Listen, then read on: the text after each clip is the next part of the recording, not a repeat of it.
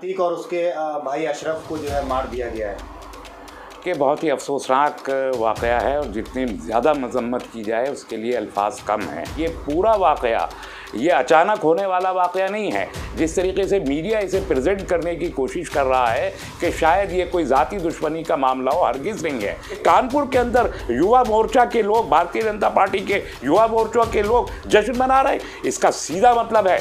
और फिर जिस तरीके से उन्होंने वहाँ जय श्री राम के नारे लगाए तो साफ पता चल रहा है कि कोई राइट विंग की वो ऑर्गेनाइजेशन जो आरएसएस की हलीफ ऑर्गेनाइजेशंस हैं, रेडिकलाइज्ड ऑर्गेनाइजेशन है, मिलिटेंट ऑर्गेनाइजेशंस हैं, उन्होंने सुपारी देके ये कत्ल करवाया है कि ईद से पहले ईदी मिल गई। किसको मिली है ईदी? किसको मिली है ईदी? ईदी पुलिस वालों को मिली है जो 17 पुलिस वाले सस्पेंड हुए हैं। ईदी योगी आदित्यनाथ को मिली है कि जिनकी सरकार के ऊपर आज पूरा का पूरा मुल्क सवालिया निशान लगा रहा है। जो सवाल सर किस तरीके से देख रहे हैं कि अतीक और उसके भाई अशरफ को जो है मार दिया गया है?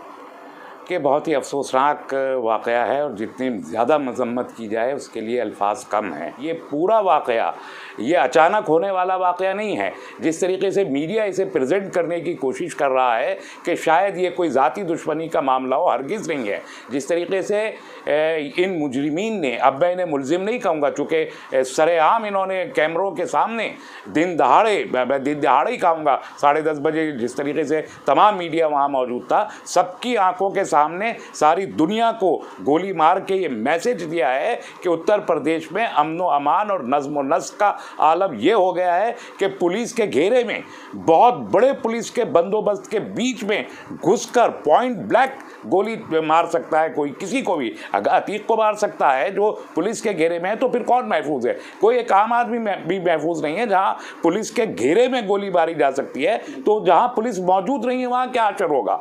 तो ये एक मैसेज देने की कोशिश की है जिन लोगों ने हरकत की है, उन्होंने फौरी तौर पर सरेंडर भी किया है। इसका सीधा मतलब ये है कि इनकी पुष्ट पर कुछ लोग हैं, प्री प्लान्ड और मंसूबा बंद एक साजिश का ये एक हिस्सा था। ये हर चीज़ से साफ जाहिर है कि और फिर जिस तरीके से उन्होंने वहाँ जय श्री राम के नारे लगाए तो साफ पता चल रहा है कि कोई राइट विंग की वो ऑर्गेनाइजेशन जो आरएसएस की हलीफ ऑर्गेनाइजेशंस हैं, रेडिकलाइज्ड ऑर्गेनाइजेशन है, मिलिटेंट ऑर्गेनाइजेशंस हैं, उन्होंने सुपारी देके ये कत्ल करवाया है। ये बात बिल्कुल साफ वाज़ेह है, किसी लीपापोती की ज़रूरत नहीं है। अगर उत्तर प्रदेश की सरकार अभी भी थोड़ा बहुत भी कानून में विश्वास रखती है और जंगल राज में विश्वास नहीं रखती और अगर वो माइट को रूल ऑफ लॉ नहीं बनाना चाहती तो ये उसकी जिम्मेदारी है कि वो उन तंजीमों को पकड़ें कि जिन्होंने सुपारी देके इन कातिलों को भेजा था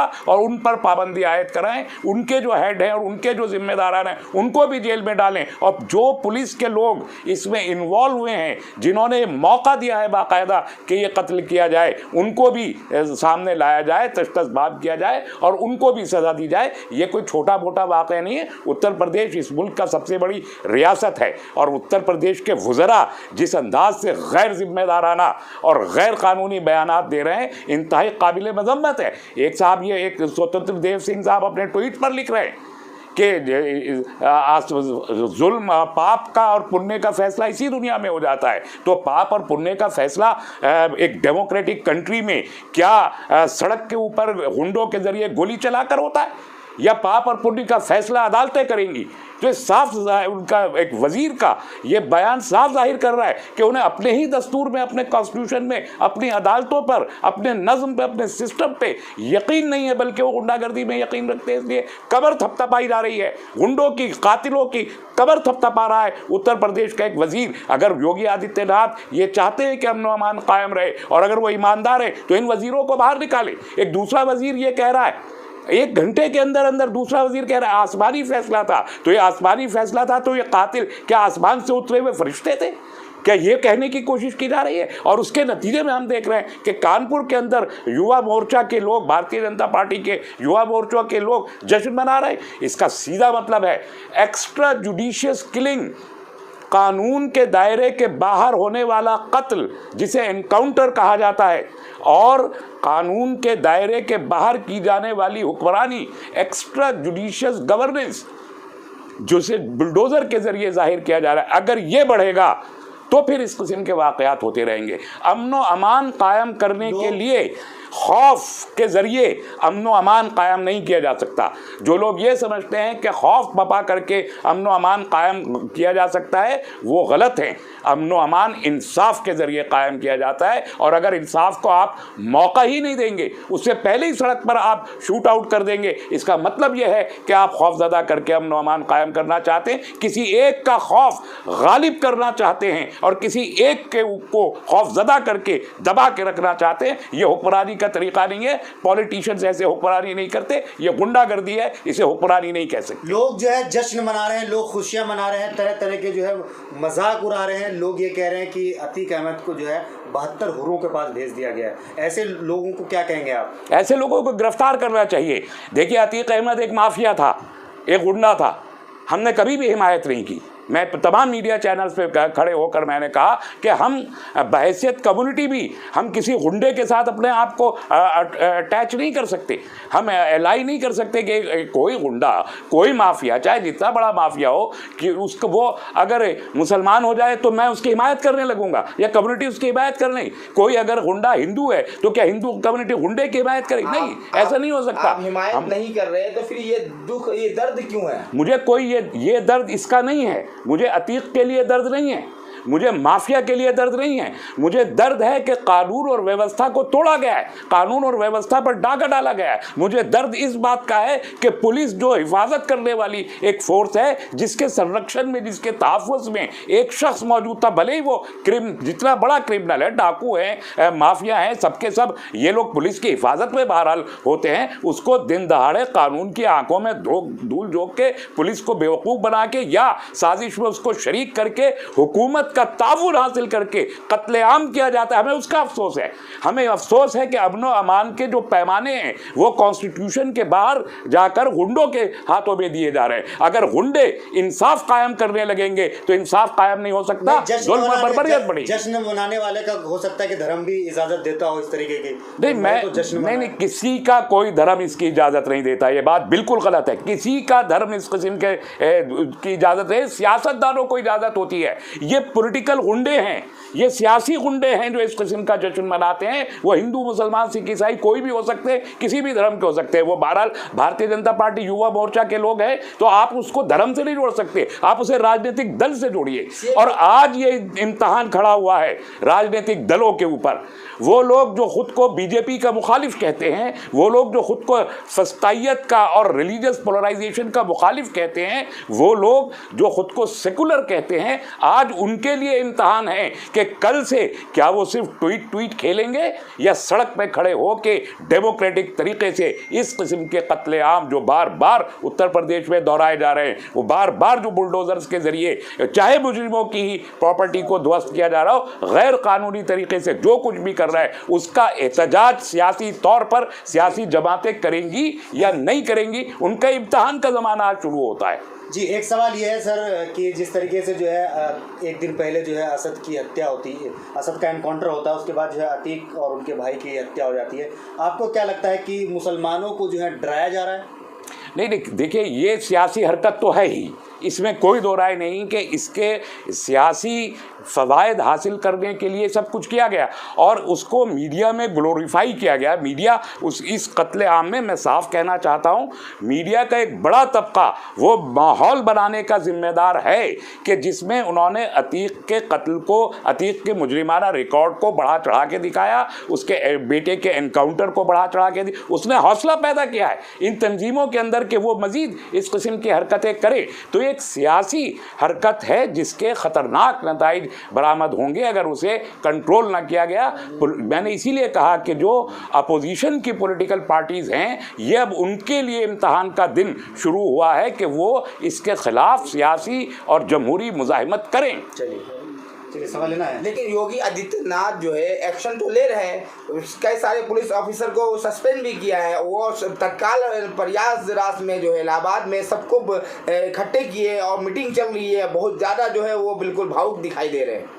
नहीं, वो तो अभी तक दिखाई नहीं दिए हैं कैमरे पे, लेकिन उनका ये अमल सामने आया है कि 17 पुलिस वालों को उन्होंने सस्पेंड किया। डोंट नो कि ये आपने बिग फिशेस को छोड़ के छोटी फिशेस को आपने उसमें 17 लोगों को कर दिया, ठीक है। फ्लैग मार्च के और पुलिस के लोगों को आपने सतर्क कर दिया है कि कोई गड़बड़ ना, इसको अप्रिशिएट करते हैं। लेकिन भी हुए हैं सर, नहीं, वो अरेस्ट नहीं हुए हैं, सरेंडर किया है उन्होंने।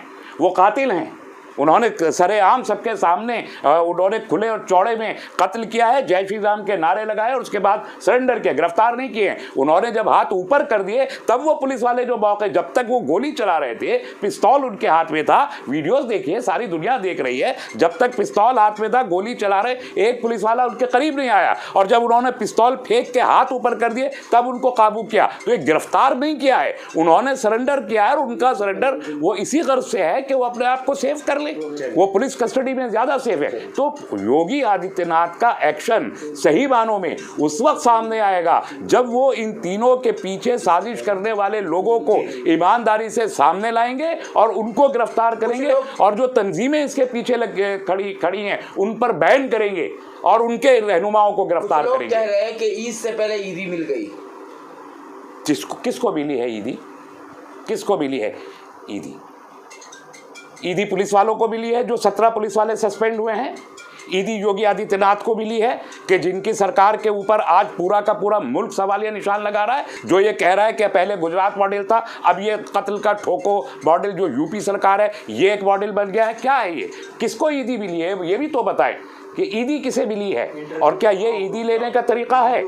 तो अगर इंसानी लाशों पर को ईदी करार देना, ये एक जानवर सिफत, वहशत सिफत लोगों का काम हो सकता है कि इंसानी लाश को ईदी और तोहफा करार दें, ये इंसानियत के लिए चंगेज़ खां का और मंगोलों का एक रस्म थी। ये मुल्क अगर चंगेज़ खां का मुल्क बनना चाहता है, मंगोलों का मुल्क बनना चाहता है, तो यकीनन इसे ईदी कहे या दिवाली का प्रसाद कहे, कुछ भी कहे, लेकिन अगर ये कानून और व्यवस्था और constitution of India and law and order को मेंटेन करने वाला, अमन व अमान को रखने वाला, हजारों साल की सभ्यता वाला अगर ये मुल्क है, तो उसे इसके लिए रंज मनाना होगा। डॉक्टर साहब, ये जो है कि इससे हत्या के बाद उत्तर प्रदेश के माहौल जो है बद से बदतर होता दिखाई दे रहा है, किस तरह देख रहे हैं आप? नहीं, इसके खदशात हैं और इसी की वजह से पूरे के पूरे उत्तर प्रदेश को हाई अलर्ट दिया गया है। प्रदेश में हालात के खराब होने का कोई ना कोई शुबा पहले से मौजूद रहा है, इसीलिए मैं कह रहा हूँ कि साजिश है, और इस साजिश को पूरे तौर पर बेनकाब करने के लिए अगर उत्तर प्रदेश की पुलिस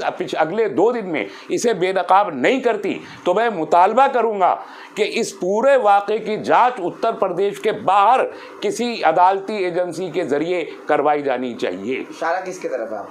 जाहिर है कि अगर उत्तर प्रदेश के लोगों ने और उत्तर प्रदेश में मौजूद तंजीमों ने, जो रेडिकल ऑर्गेनाइजेशन है, वो अगर ये काम कर रही हैं, तो उत्तर प्रदेश से इंसाफ की तवक्को करना बहुत मुश्किल होगा। अगर अभी से कहा जा रहा है कि ज़ाती दुश्मनी की बुनियाद पर शायद ये कत्ल हुआ, इसका सीधा मतलब है कि आप कातिलों को बचाने की कोशिश आपने अभी से शुरू कर दी है। ऐसे में इंसाफ कहाँ कायम होगा? इसलिए मैंने कहा कि उत्तर प्रदेश के बाहर सुप्रीम कोर्ट के लॉयर्स, जजिस के जरिए इस पूरे वाक़े की जाँच होनी चाहिए। उत्तर प्रदेश में एक सवाल लेना चाहेंगे कि अतीक साहब की जो बेटे हैं उनका एनकाउंटर हो गया, उसके बाद अतीक साहब और उनके भाई जो है इस दुनिया से चले गए। अब उनके परिवार में जो है उनकी वाइफ है और क्या कहा जा सकता है, तो क्या लग रहा है, कुछ उम्मीद है कि वो सुरक्षित रहेंगे? ये तो यूपी की पुलिस बताएगी। अब सब कुछ यूपी के पुलिस के हाथ में है। ये तीनों कातिल भी यूपी पुलिस के हाथ में हैं। यूपी पुलिस जो कहना चाहेगी और जो कहलवाना चाहेगी वो कहा जाएगा और वो कहलवाया जाएगा। इसलिए मैंने कहा कि बाहर आइए, उत्तर प्रदेश के बाहर इसका इंसाफ होना चाहिए, उत्तर प्रदेश के बाहर की एजेंसियों को इसकी तहकीक करनी चाहिए, वरना किसकी क्या सुरक्षा है कुछ भी कहना। आज की तारीख में अभी 2.5-3 घंटे हुए इस वाक़े को अंजाम दिए हुए, अभी कुछ कहना बहुत मुश्किल है कि कौन सुरक्षित है कौन नहीं है। आप कह रहे हैं उत्तर प्रदेश से बाहर आइए और इंसाफ उत्तर प्रदेश के बाहर होगा, लेकिन केंद्र में जो सरकार किसकी है? बीजेपी की है, और उत्तर प्रदेश में भी सरकार किसकी है? बीजेपी की है। तो दोनों जगह तो बीजेपी की सरकार है, तो क्या इंडिया से बाहर जाए? देखिए, आपने एक बात कह दी है तो मैं बात कह देता हूँ जी। भारतीय जनता पार्टी में आज के ज़माने में, आज के वक्त में अंदरूनी तौर पर एक होड़ लगी हुई है कि वज़ीर आज़म का चेहरा नरेंद्र मोदी ही रहेंगे या योगी आदित्यनाथ बनेंगे। तो इन दोनों के बीच एक होड़ लगी हुई है। ऐसे में कुछ लोग चाहते हैं कि योगी आदित्य, और अभी तस्वीरें भी आ गई ट्विटर पे कि योगी आदित्यनाथ को किंग बनाकर पेश किया गया है। तो अगर ये इस किस्म की भी कोई साजिश है कि योगी आदित्यनाथ खुद को वज़ीर आज़म का चेहरा प्रमोट करने के लिए ये सब कुछ कर रहे हैं, तो इससे ज़्यादा जालिमाना हरकत कोई नहीं हो सकती। और इसलिए मैं कह रहा हूँ कि आप भले ही सेंटर में सरकार किसी भारतीय जनता पार्टी की ही हो, लेकिन वो भी इस कश्मकश में मुब्तला हैं कि योगी को पैसे जो दें वज़ीर आज़म का चेहरा बनने का या ना दें। एक बात। दूसरी बात मैं ये भी कह रहा हूँ कि सुप्रीम कोर्ट के रिटायर्ड जज के जरिए की कमेटी इसकी जांच करे, कोई सरकारी एजेंसी इसकी जांच ना करे। मैंने ये कहा बहुत वाज़ेह तौर पर। धन्यवाद।